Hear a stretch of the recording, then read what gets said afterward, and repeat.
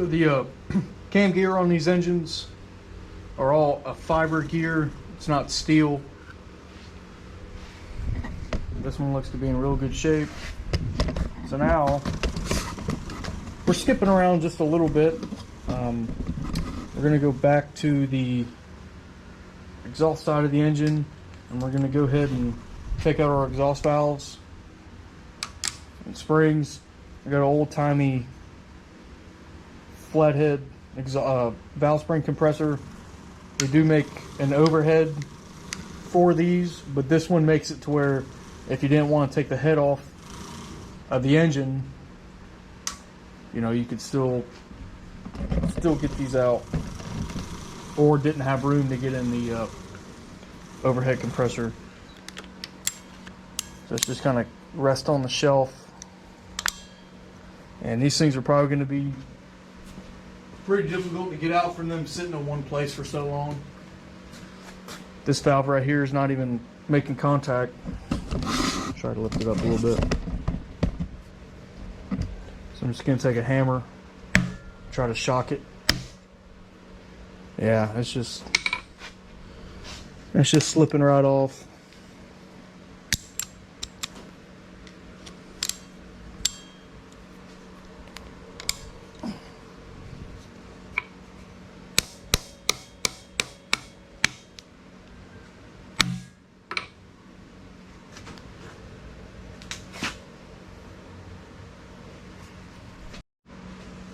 Alright, so normally you'd use that spring compressor, but they are pretty stuck. I'm gonna let them soak in some Freol. Still no luck, so I got a pickle fork, just a regular old pickle fork. I'm gonna wedge it in there, and I'm gonna try to shock it with the hammer to get it separated.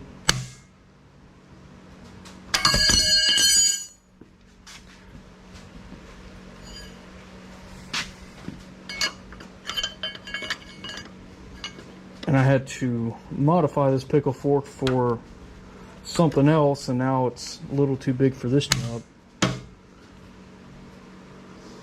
Alright. Yep, those keepers just fell.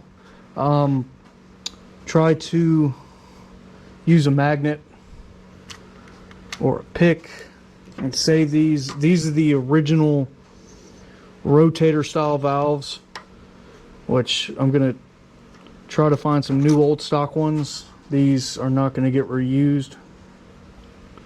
They're in pretty rough shape.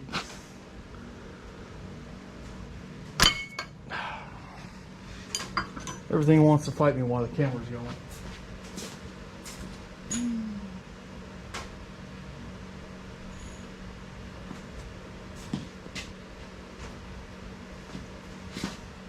And I got it kind of in my way too.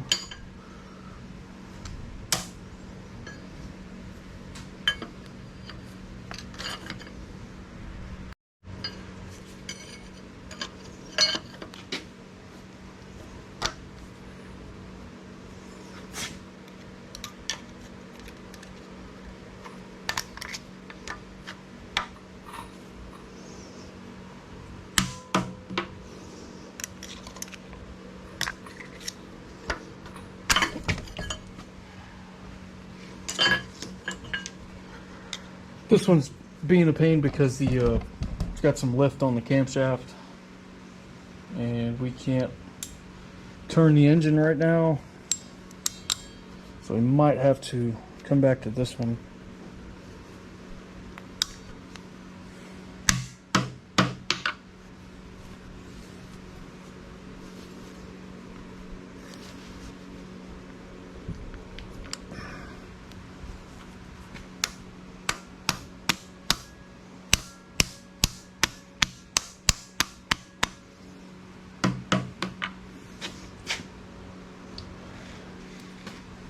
Yeah, that's what we're gonna have to do. All right.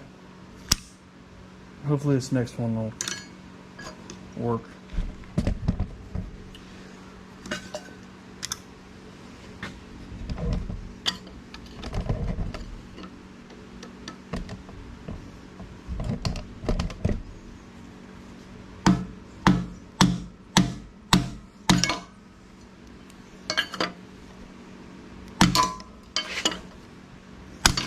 There we go.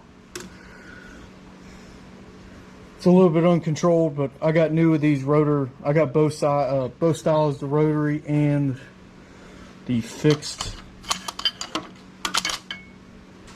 So we'll see if both keepers came out. This is sloppy because it's kind of a sloppy teardown for these valve springs, just because the fact it's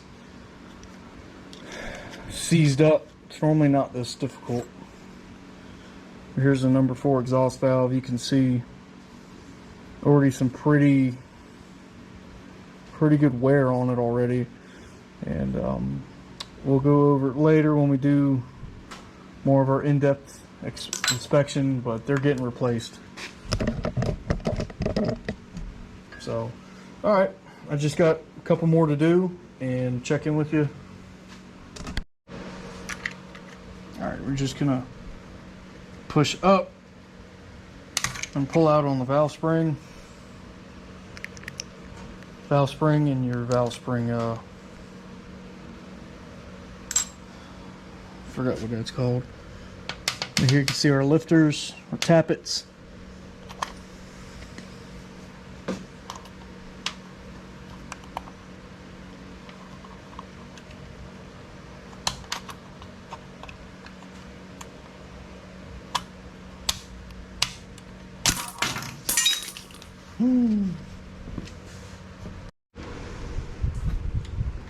Alright, so we're going to go ahead and drain the oil to 1 1/8 inches. We're going to see how nasty this oil is. It's probably the oldest oil I've seen or will see.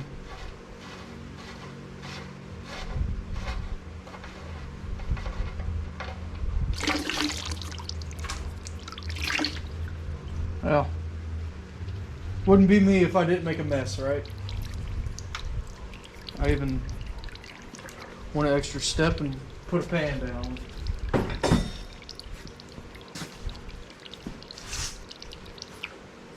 Surprisingly, it didn't turn to grease or sludge like I thought it would.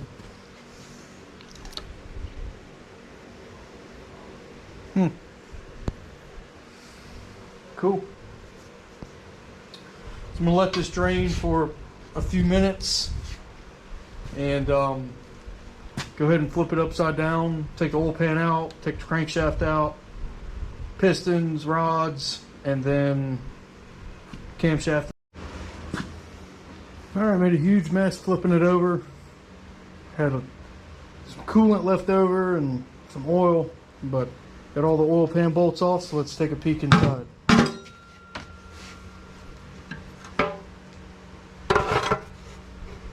So inside of the pan, lots and lots of sludge. Oh yeah, it's basically grease. So put that off to the side.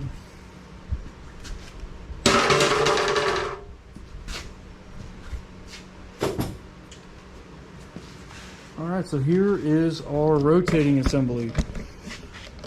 Got our crankshaft. There's our oil pickup full of sludge, but other than the sludge buildup, it looks pretty good in here. Looks real good.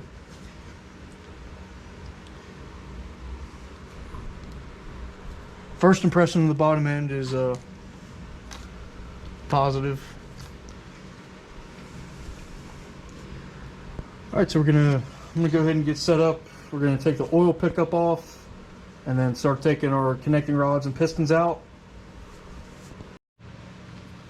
Alright, so I got the oil pickup tube out. Go ahead and remove the connecting rods. So you got these caps nuts on here. It's basically like a secondary nut that locks the other nut. There's no lock washers on these.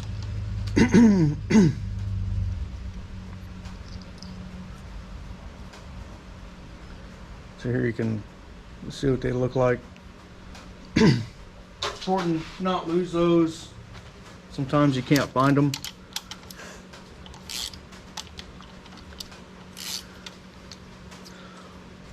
So go ahead and take 1 and 4 out.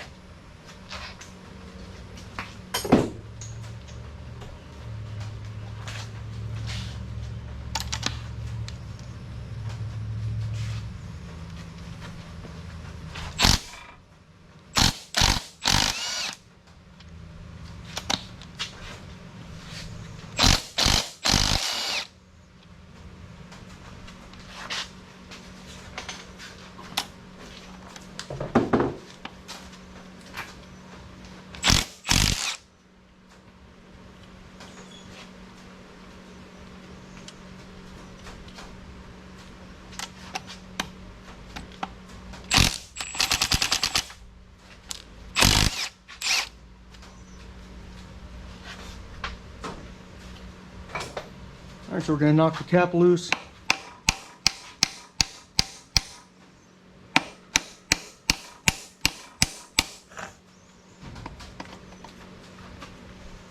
All right. We're going to go ahead and rotate the crankshaft down so we don't have to drive our pistons out so far. Now, one thing I did forget to check is, okay, so the connecting rods are numbered. I wasn't sure with the previous engines I've done if that was added on later, if the engine was machined or rebuilt previously, but this one is original, so they did number them from the factory. So, because if they weren't numbered, I was going to have to stamp them with the stamp set. So to drive out your,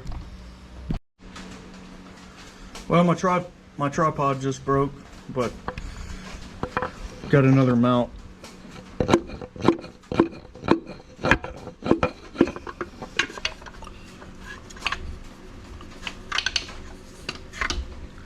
All right, so you got number 1 out.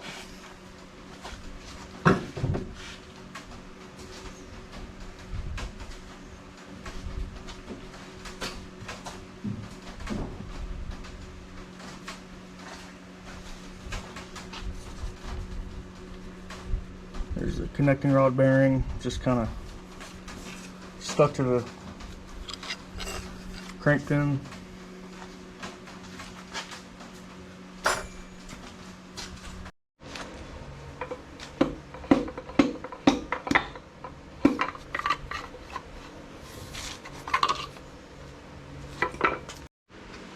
Alright, so now we're going to remove the crankshaft. So far, the crank pins look real good. Not much gouging, no heat spots, and it rotates good too. So, no binding. So cool. So we're just going to remove the 3 main caps. I'll loosen them gradually. I'll do it like if I was installing it. We don't want to distort it.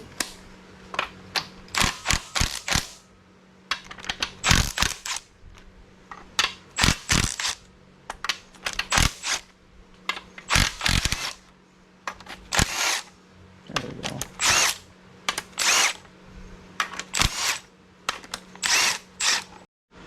So before remove the main caps, the front and the rear only go in one way, but I believe the middle can be mistaken 180 out. So what I like to do is the part number, normally the digit begins on the exhaust side, on the intakes, or on the L head it'd be, I guess you just say the distributor side on both engines. So I just put a little X here on the block, and then I'm going to put an X on this side. This is just so I don't forget.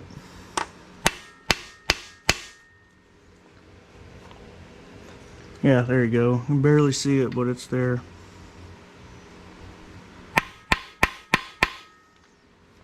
Alright.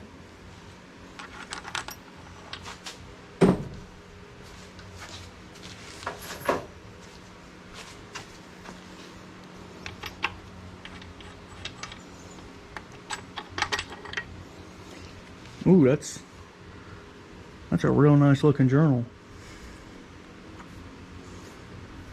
From first glance. Cool.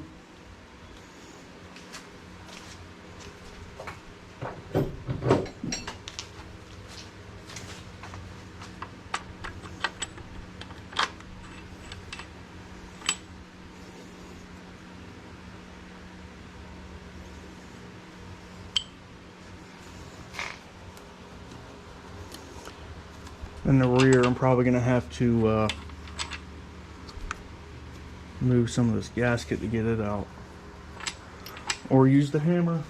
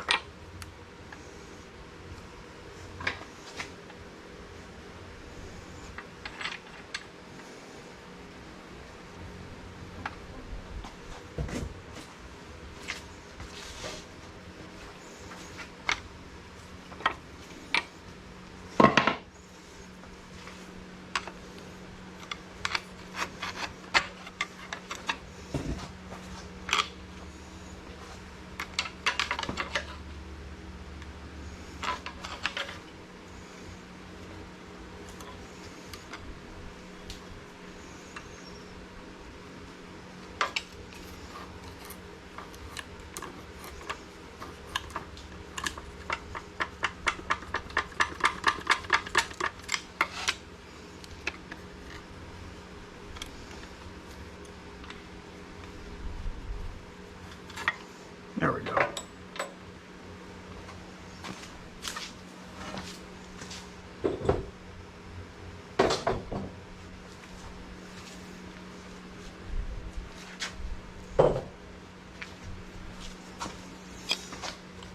Now when you put a crankshaft down, you got to either stand it up or have it supported on your main journals.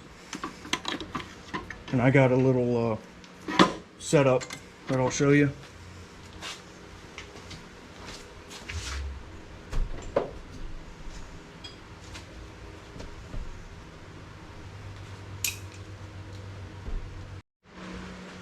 Alright, so we're going to go ahead and take our main bearing shells out. So your front is going to be your thrust bearing. Put that off to the side. Sometimes these can be kind of stubborn. You can, if you're not reusing the bearings, you know, you can get a little crazy with them. Especially if they've been sitting like these. You can just put a punch and then just drive them out. It should go over the dowel pin. There's dowel pins, and then that's your oil passage there. And then over here, here's the other half of the rear main seal. I've always wondered what an original looked like. So this one seems to be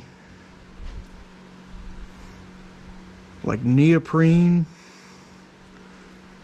and a fiber seal. It's not a rope seal.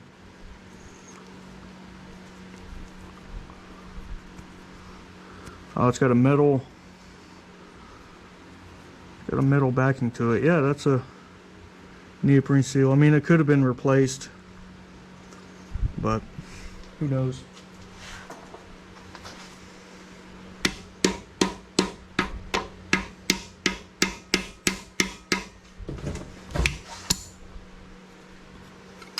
And here's our rear.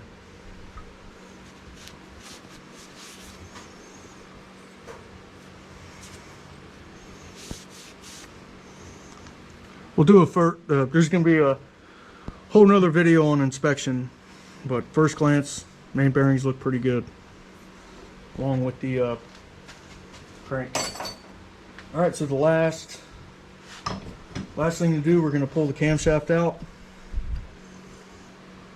and then the lifters. All right, so on the camshaft, This is a fiber pulley. There's a puller. You remove the center bolt and you can fit a puller back here. I don't want to risk damaging this gear. We'll probably reuse it. It's a good gear, probably better quality than the new ones. But you can see the holes. So these two are for the plate. This plate comes off. We'll do that after this comes off. And then right here, this is your cam thrust. How the cam bolts to the block. And then this just holds the pulley on. So we're going to go ahead and take that bolt out.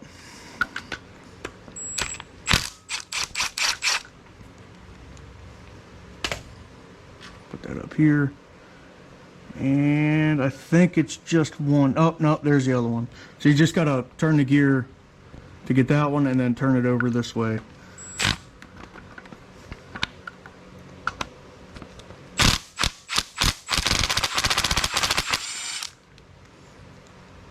It's being real easy with everything. And it just popped right out.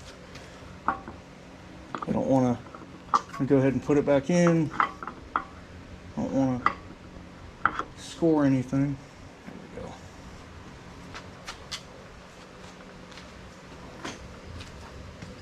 we go. Oh, turn this.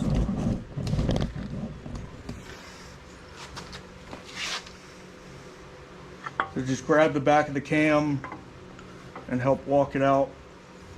There's only one bearing in this, but it's still important. You don't want to nick the surface because this cam's probably going to be reused. There we go. Further put it on the bench and inspect it, and I can probably get this pulley off on the bench a lot easier now that it's out.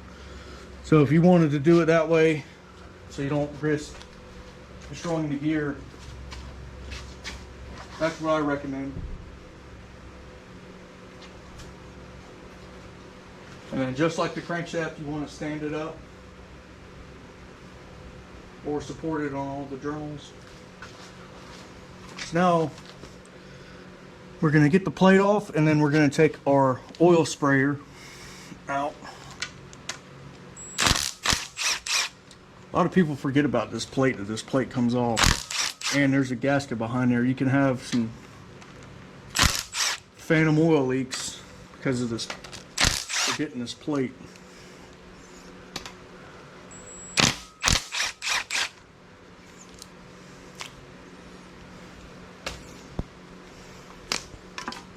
There we go.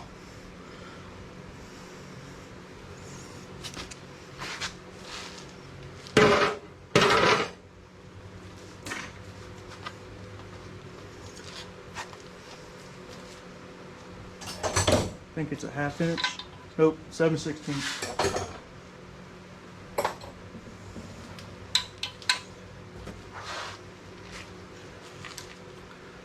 During the rebuild, I'll go over more about this jet and why it's crucial. There's a service bulletin in the manual about it. So we'll just leave that in there for now. Actually, no, I'll go ahead and put it away.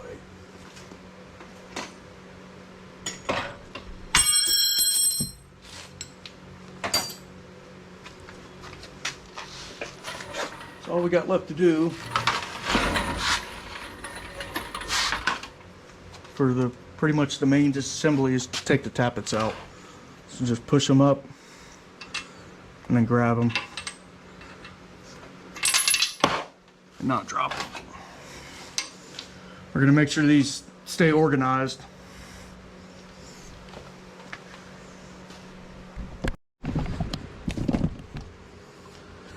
As you can see, the tappets down here, I gotta go ahead and just put them in a box so they get all organized.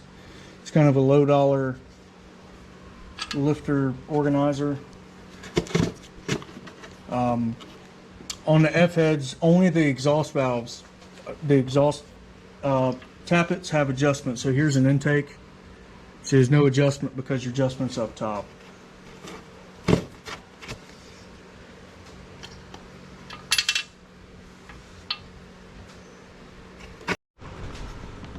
Alright, so now the very last thing in disassembly is the oil galley plugs. So you got one here, and then you have two on the side, and then you have two on the inside. One by the oil pickup, and then another one at the galley tube, which you'll see down in there.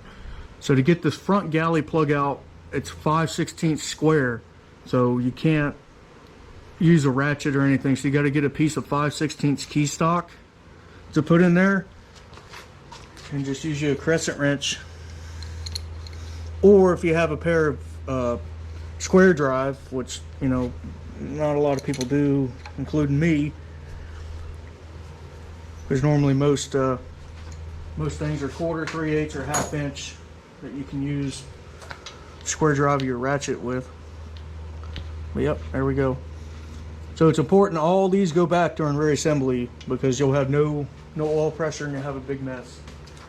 So these are all going to get bagged separately. Your oil galley plugs on the side, this is just an 1/8 inch pipe plug. Nothing special about these, and the same goes with the one on the oil pickup.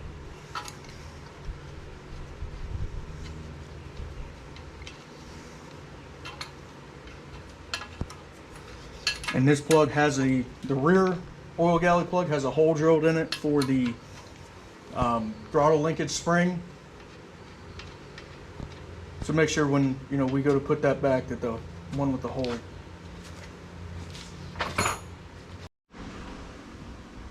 All right, so here it is disassembled. We're going to do a further part 2 of this, further disassembly of the head, rocker arms, pistons, connecting rods, and probably a couple other things, but this is just broken down into assemblies.